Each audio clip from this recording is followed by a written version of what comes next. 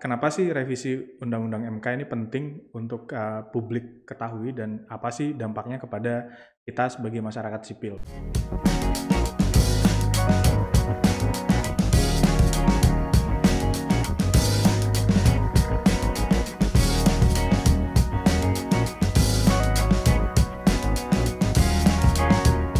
Halo, selamat datang di Haloan Trending bersama saya Arman Dhani. Kali ini Haloan Trending membuat konsep baru bersama teman saya Erwin. Mas Erwin dari Erwin Atosmal dari IKADIN, Ikatan Advokat Indonesia.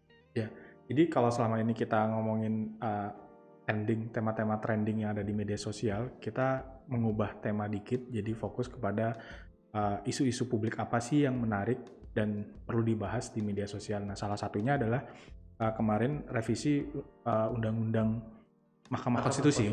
Oke. Nah, di episode kali ini saya nggak sendiri sama Erwin, tapi juga ada Mas Ferry. Halo. Kita akan bahas kenapa sih revisi Undang-Undang MK ini penting untuk publik ketahui dan apa sih dampaknya kepada kita sebagai masyarakat sipil. Mungkin langsung diperkenalkan Mas Ferry. Saya Ferry Junedi. Ya, kalau Mas Ferry sendiri melihat dari revisi ini sebenarnya substansial apa enggak sih? Iya, kalau revisinya itu tidak substansial. Yang diomongin apa sih? Yang diomongin soal jabatan doang kok. Jadi revisi sekarang itu, Undang-Undang MK itu dia hanya cuma ngomongin satu masa pensiun. Jadi hakim konstitusi masa pensiunnya berapa tahun sih? Jadi 70 tahun begitu. 70 tahun, tua banget. Udah kakek-kakek kita kan Iya, ya. iya. Yang kedua ngomongin ini masa jabatan. Berapa sih limitasi jabatan maksimal? 15 tahun. Jadi 15 tahun. Jadi seseorang, misalnya hakim konstitusi sekarang yang menjabat, kalau dulu kan 2 periode ini ya. Sekarang periode cuma 1. Begitu dia dipilih, maka masa pensiunnya sampai usia 70 tahun, tapi dengan catatan kalau yang bersangkutan dia usianya masa jabatannya lewat dari 15 tahun nggak boleh, maksimal 15 tahun di mahkamah. Jadi kalau usia masuk 55 tahun begitu pas kan 70. Tapi kalau masuknya usia 50, maka di usia 65 dia harus pensiun. Jadi ada substansinya aja. Ini cuma soal ngomongin berapa lama sih menjabat sebagai hakim konstitusi begitu. Makanya menurut saya sih penting ya sebenarnya bagi kita semua ya, bagi publik untuk kemudian menyoroti soal ini. Kenapa kemudian revisi undang-undang tentang Mahkamah Konstitusi yang urgent betul untuk kepentingan publik, hanya ngomongin soal usia, ada apa? Kalau ditanya, misalnya apa pentingnya ini terhadap publik? Penting banget mas. MK itu dia kalau saya menilai satu-satunya ruang bagi kita nih, bagi sampean Mas Dhani, Mas Erwin, saya, bagi teman-teman mungkin mahasiswa, bagi siswa, semua warga negara ini, satu-satunya pintu untuk kita bisa mengoreksi ketika pemerintah dan DPR itu tidak mau mendengarkan aspirasi kita sebagai warga negara dalam membuat kebijakan. Nah, satu-satunya pintu ya Mahkamah Konstitusi. Karena kan dulu kalau misalnya orang bikin undang-undang gitu ya, bikin undang-undang kita nggak pernah dilibatin kan, padahal yang diatur siapa? Kita. Misalnya orang bikin undang-undang tentang e-sport misalnya, dilibatin nggak para gamers itu yang suka mabar itu ketika bikin undang-undang itu kan, dilibatin nggak? Pasti tidak dilibatkan. Kenapa sih penting melibatkan orang yang diatur? Karena kebijakan yang dibikin itu mengatur tentang kita, warga negara begitu. Tiba-tiba kita lagi anak-anak mabar begitu kan, lagi anak-anak lagi candu main game, tiba-tiba ada undang-undang tentang e-sport misalnya, ada undang-undang tentang ekonomi kreatif, ada undang-undang yang membatasi misalnya penggunaan internet, ada undang-undang yang membatasi orang mabar gitu kan. Gila aja negara ini bikin kebijakan yang diatur kita nggak pernah diajak ngobrol begitu. Padahal konstitusi itu undang-undang dasar, undang-undang paling tinggi yang jadi rujukan semua undang-undang. Itu sudah mengatur bahwa ketika membuat kebijakan namanya pemerintah dan DPR itu wajib dia hukumnya, wajib untuk melibatkan warga negara, dalam artian melibatkan partisipasi publik. Nah, pertanyaannya nih, waktu anak STM turun ke jalan nih, demo undang-undang KPK, RKUHP misalnya, waktu anak SMA, anak STM, mahasiswa, semua orang demo soal RKUHP misalnya, atau undang-undang KPK waktu itu nggak didengerin, terus kemana kita harus mengadu? Kalau misalnya pemerintah dan DPR nggak mau mengadu, dia ke MK. Nah sekarang Mas, DPR dan pemerintah tahu nih, MK ini bahaya ini. Begitu DPR sama presiden bikin undang-undang apapun itu, dan bahkan yang berpengaruh ke kepentingan kita, tiba-tiba MK batalkan gitu aja. Oh berarti MK nih yang harus istilahnya gue pegang nih. Jadi kan kenapa reformasi menjadi catatan? Karena setelah reformasi ada banyak perubahan kebijakan, muncul lembaga-lembaga baru. MK menjadi salah satu yang menjadi harapan. MK itu kan dia kayak sebuah ini ya, kayak mahkamah itu ya kayak pengadilan lah ya. Pengadilan yang dia diberikan kewenangan oleh Undang-Undang Dasar untuk bisa satu mengoreksi undang-undang jika undang-undangnya bertentangan dengan Undang-Undang Dasar. MK dikasih kewenangan bahkan untuk menilai apakah presiden itu melanggar konstitusi atau tidak. Karena kalau dia melanggar dia bisa diberhentikan. MK juga punya MK punya kewenangan membubarkan partai politik. MK punya kewenangan menyelesaikan sengketa pemilu dan pilkada. Jadi kewenangan MK itu sangat signifikan, Mas. Kira-kira kalau usia MK 17 tahun ini dari kurang lebih berapa ya, putusan MK itu mungkin hampir 1.500-an lah ya, hampir 1.500-an itu yang perundang-undangan itu 200 lebih itu pernah dibatalkan oleh MK. Jadi bayangin Mas, gimana keselnya pemerintah sama DPR kan, bikin undang-undang bisa dibatalin begitu kan sama Mahkamah Konstitusi. Dan MK punya kewenangan untuk itu gitu. Tapi bukankah ini bukan masalah kesel atau enggak, tapi memang mana produk hukum atau undang-undang yang berpihak atau menguntungkan publik? Harusnya sih Mahkamah Konstitusi kan memang mengukur suatu undang-undang ini punya manfaat, maslahat kepada publik atau tidak gitu kan ya. Berpihaknya pada logika Mas Dhani, logika yang benar sebenarnya. Tapi yang dibilang Mas Erwin ini ada gula-gula di balik ini sangat mungkin. Karena apa? Mereka jengkel pembuat kebijakan tuh. Kalau setiap kita buat kebijakan dibatalin, kan pemerintah dan DPR-nya kan juga jengkel. Karena jengkelnya itu karena ada kepentingan mereka di dalam pembuatan kebijakan itu yang kemudian dianulir. Kalau itu terjadi Mas, sedangkan MK-nya misalnya dianggap sangat powerful, dalam tanda petik gak bisa dipegang nih. Nah bagi pemilik kepentingan tentu kan akan membantu. Nah itu yang saya tangkap dari gula-gula yang dimaksud Mas. Jadi intinya kayak anak kecil gitu. Jadi dirayu gitu ya. Iya, gue kasih permen ya, makan permen aja. Tapi jangan recokin orang tua. Kan begitu bahasanya. Kira-kira begitu. Jadi ini sebenarnya salah satu ujian juga Mas Bro. Apa ujiannya? MK anak kecil atau bukan? Kalau dikasih gula-gula terus diam aja berarti sama kan? Nah, karena itu menurut saya sih ini bisa sangat mengkhawatirkan. Banyak orang menganggap bahwa KPK berhasil dilemahkan dengan reformasi karena isinya polisi semua gitu atau bagaimana. Dan sekarang MK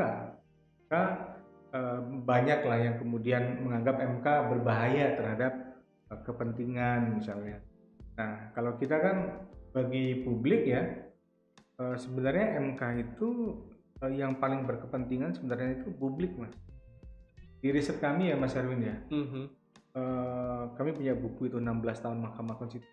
Isinya buku itu data tentang Mahkamah Konstitusi. Di situ itu memperlihatkan yang paling banyak mengajukan permohonan itu ya warga negara Indonesia, orang masyarakat sipil.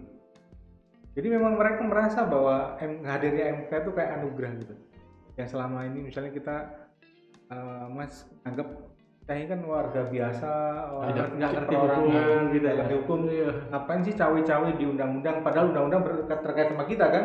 Nah sekarang dikasih ruang di Mahkamah Konstitusi untuk kemudian menilai menguji apakah undang-undang itu bertentangan atau tidak. Salah satunya misalnya gini, soal menghidupin lampu motor di siang hari. Kan pernah diuji di MK? Oh pernah ya? Pernah Mas.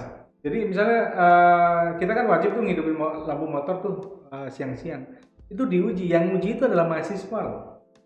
Mahasiswa uji di MK apakah ini konstitusional atau tidak. Ada juga orang per orang yang waktu itu dia menguji tentang undang-undang fidusia. Fidusia itu jaminan Mas. Kan sering misalnya yang terkait soal ini leasing dan sebagainya. Terus ada debt collector. Debt collector. Nah, di putusan MK itu mengatakan nggak boleh orang semena-mena begitu. Narik motor Dan sebagainya. Dulu kan kita ribut aja tuh, di beberapa motor ditarik tengah jalan sama debt collector dan sebagainya. Nah, MK mengatakan itu nggak konstitusional. Nah, ini kan siapa sih yang sebenarnya paling berkepentingan? Masyarakat. Itu sih. Tapi kalau misalnya MK sebagai lembaga kan salah satu faktor yang menentukan bagus atau tidaknya orang-orang di dalamnya, hakim-hakimnya. Sebenarnya saya pengen tahu sih proses seleksinya seperti apa sih Mas? Kayak apa kriteria seseorang bisa menjadi hakim MK? Terus bagaimana proses masuknya? Apakah sarjana hukum atau misalnya pengacara bisa menjadi hakim MK atau bagaimana? Karena kalau nggak salah di salah satu poin revisinya juga ada proses perekrutan hakim MK sendiri itu. Ada mekanisme yang kita kritisi sebenarnya soal proses rekrutmennya. Rekrutmen hakim MK itu kan dia diusulkan oleh 3 orang oleh DPR, 3 orang oleh Presiden, 3 orang oleh Mahkamah Agung. Ada 9 hakim. 9 orang hakim yang 3 lembaga inilah yang mengusulkan. Masalahnya 3-tiganya punya mekanisme yang beda-beda Mas. Misal ya, kayak di Mahkamah Agung itu rata-rata kan dari internal itu diusulkan, nggak ada yang dari luar Mas. Dari internal Mahkamah Agung tiba-tiba jadi kita ngomongnya sebagai publik ya, sebagai masyarakat ya, kita nggak pernah tahu bagaimana rekrutmen hakim konstitusinya dari Mahkamah Agung gitu. Gak ada fit and proper test gitu, diuji gitu. Diuji secara terbuka, kita bisa ngeliat gitu, nggak ada. Mungkin saja di internal. Meskipun dalam undang-undang itu disebutkan lagi bahwa seleksinya terbuka, transparan dan partisipatif. Itu semuanya, mau dari MA, dari DPR dan harusnya Presiden demikian, atau tapi hanya salah satu lembaga saja? Harusnya demikian pada prinsipnya. Tapi kemudian dalam prakteknya tiap-tiap lembaga mempunyai Beda-beda. model berbeda. MA tadi kata Ferry kan, nggak ada seleksinya. Nah, misalnya, bahkan ini Ngasal gitu. ya makanya kita seperti bercanda. Ini kita mengelola negara kok kayak lelucon gitu. Di presiden itu dia bentuk tim sel, terus di fit and proper test terbuka. Nah, ini udah mulai kelihatan terbuka, bagus ya, terbuka begitu. Nah, nanti di DPR sebelumnya sempat terbuka, undang fit and proper test, yang fit and proper test itu profesor-profesor lah, mantan hakim MK dan sebagainya. Habis itu tertutup, jadi suka-suka dia aja begitu. Nah, di undang-undang ini nggak diatur bagaimana mekanisme rekrutmen hakim konstitusi. Kalaupun direvisi harusnya itu yang direvisi ya. Iya, Justru itu yang paling krusial. Sebenarnya kita dorong bersama revisi ini, saya dan Ferry lah. Kita salah satu yang pengusul bahwa undang-undang lama tidak lengkap, revisi.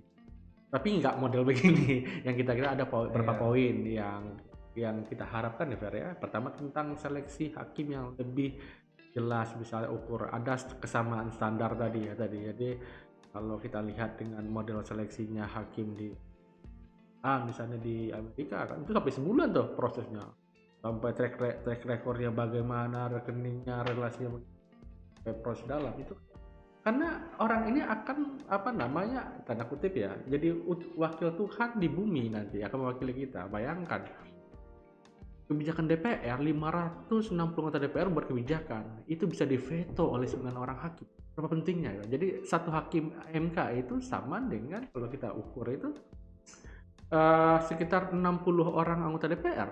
Penting. Gitu. DPR aja seleksinya bayangkan satu orang bisa dipilih oleh 200.000 orang kan, bayangkan itu penting. Namun seleksinya nggak penting. Itu Iya. yang saya katakan kita ngelola dengan bercanda. Itu yang kedua misalnya tentang hukum acara. Kalau kita lihat misalnya terakhir dalam sidang yang paling fenomenal itu kan sidang Pilpres. Itu kan perdebatannya soal teknis itu, acaranya apa? Bagaimana cara mengaji pembuktian? Apakah lewat jangka waktu boleh tidak? Apa saja yang bisa direvisi misalnya? Kemarin ada revisi terhadap permohonan. Apa saja yang boleh direvisi?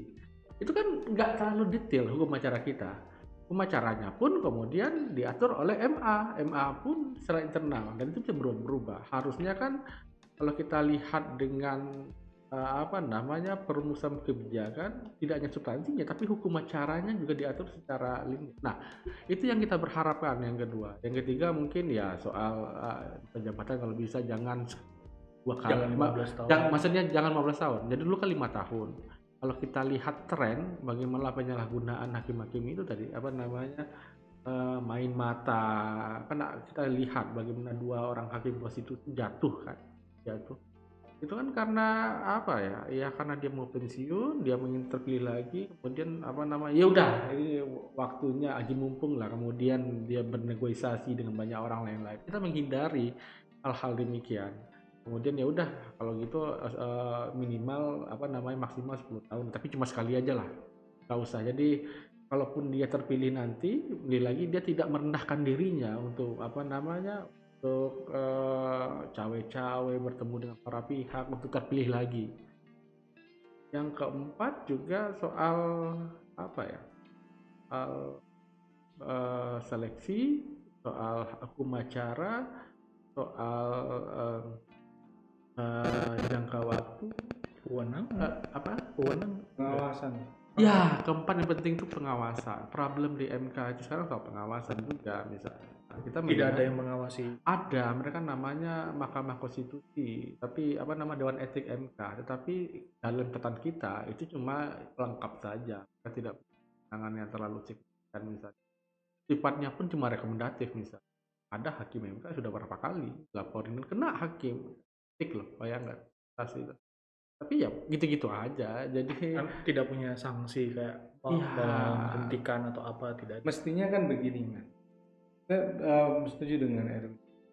Jadi kalau masa jabatan itu anggap itu sampai seumur hidup gitu ya, usia 70 tahun itu kan kita menganggap seumur hidup lah ya.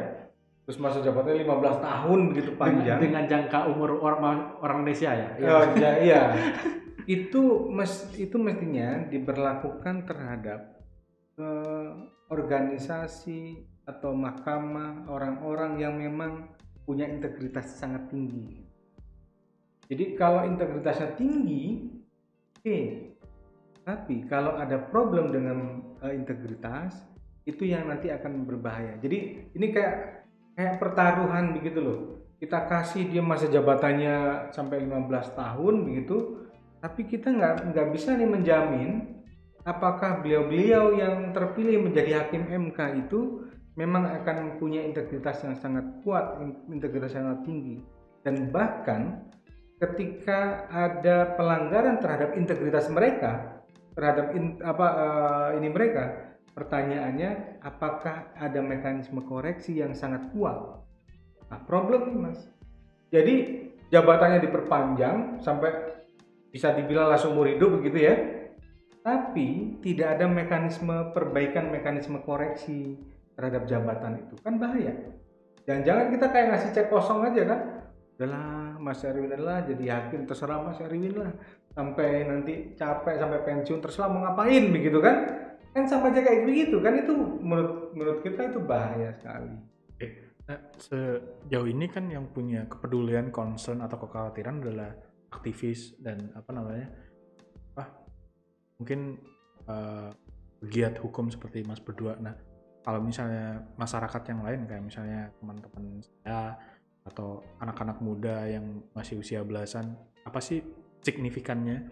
Mengapa revisi ini menjadi penting untuk mereka supaya mengawal? Kan ini tuntutannya lebih ke misalnya ayo masyarakat sama-sama mengawal gitu. Kalau misalnya bisa dijelaskan ke teman-teman yang usianya masih muda, mungkin let's say 18 tahun sampai 25 yang mereka baru nyoblos tahun ini gitu. Sebenarnya apa sih pentingnya kita mengawal revisi UU MK ini supaya supaya kita bisa menjaga hak bagi masyarakat sipil gitu.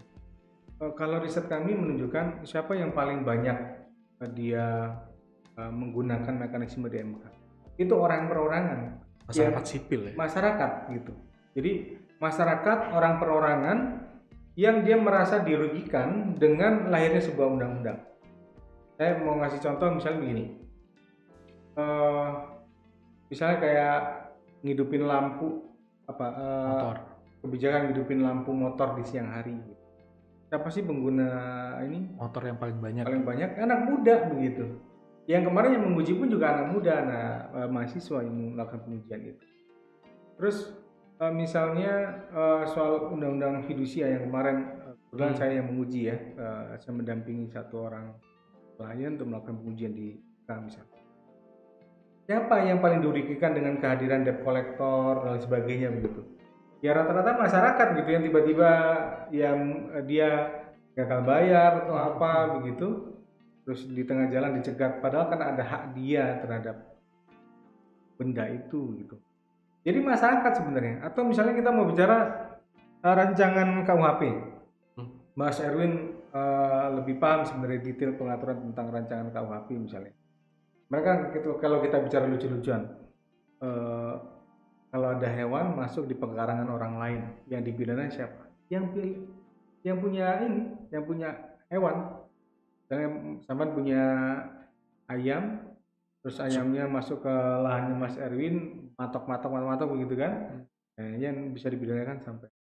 Atau gini, anjay. Oh iya. Ya kan? Bayangin aja Mas, anjay gitu kan. Kita lagi diskusi bilang anjay, tiba-tiba ada polisi di samping kita kan, ditangkapin kita kan? 2 tahun misalnya kan. Kalau sampai ada undang-undang yang mengatur yang model begitu, orang bilang anjay, orang bilang anjrit misalnya kan.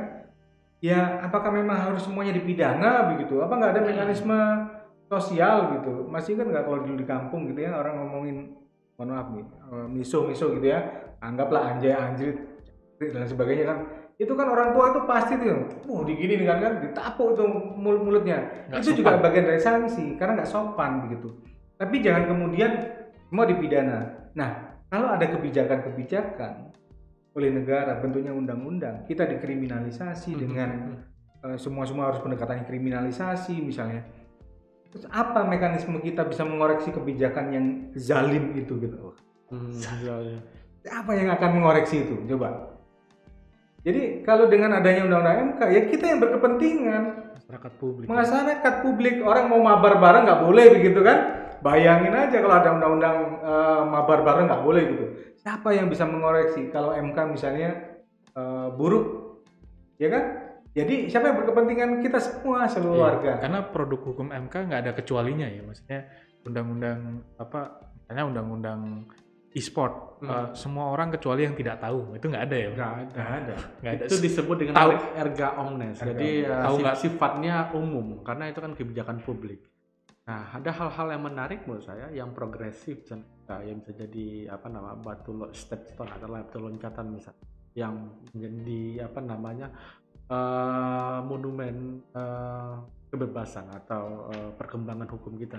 Contoh misalnya dulu di zaman Orde Baru anak tapol bukan bapaknya itu kan nggak boleh punya hak pilih dan tidak boleh kemana-mana. Nggak boleh jadi PNS juga. Jadi PNS. Nah kemudian orang itu berakhir karena apa? Karena MK dulu. MK mengatakan bahwa itu nggak boleh orang punya hak tapol yang hilang hak pilih itu, hak politik. Itu kan MK juga yang pertama. Anak tapol boleh mabar nggak? Ya gitu. Jangan-jangan ke depan begitu. Iya mungkin buat teman-teman usia 18 yang nggak tahu napol itu tahanan politik dan narapidana politik. Jadi dulu zaman Pak Harto, kalau misalnya kamu punya indikasi terlibat Partai Komunis Indonesia, nanti KTP-mu itu ada keterangannya gitu, dan anak-anakmu juga memikul dosa politik orang tuanya. Jadi mereka nggak boleh jadi PNS, nggak boleh masuk tentara. Jadi mereka seumur hidup itu dicap anak PKI gitu. Padahal mereka mungkin nggak tahu apa-apa gitu. Ya, Jadi itu jasa MK ya Mas? MK itu satu saya katakan salah Padahal satu dia lebih monumen. kuat daripada anak ideologis itu, anak mabar gitu ya. Yang kedua misalnya yang menarik juga menurut saya misalnya status anak di luar perkawinan formal. Ya, itu Formal progresif. itu banyak itu. Misalnya kakek kita kan nggak pernah ikut dalam misalnya zaman dulu kan nggak ada lembaga perkawinan, kan kawin-kawin aja, cuma agama aja kan secara agama itu kan dalam agama sah, tetapi dalam hukum negara kan enggak. Gitu loh. Itu kan MK kemudian mengesahkan itu sah secara hukum. Itu salah satu hal yang menarik juga dan yang ke depan misalnya kita nggak tahu dengan konstelasi politik yang tanda kutip ya dalam bahasa Mas Ferry itu oligarki ini kita nggak tahu apa saja yang bisa terjadi. Yang paling baru tuh misalnya ya kan misalnya ada orang gugat terakhir masalah orang yang menggunakan YouTube bisa dipidana streaming yang dilakukan oleh ya, RCTI dan kemudian bisa jadi itu kalau gagal di MK mereka masuk ke undang-undang. Nah, ketika itu terjadi misalnya Anda yang memakai YouTube semuanya akan dipidana kecuali itu digunakan oleh televisi. Kita bakal ada sesi kedua setelah ini. Jadi mungkin buat teman-teman yang mau lanjut nonton bisa nonton episode kedua. Kita akan bahas lebih dalam lagi kenapa sih revisi MK ini bakal punya dampak terhadap masyarakat sipil dan undang-undang apa saja nih yang berpotensi nanti dibahas dan berpengaruh kepada kita. Jadi terima kasih udah nonton. Jangan lupa nonton episode 2-nya. Terima kasih.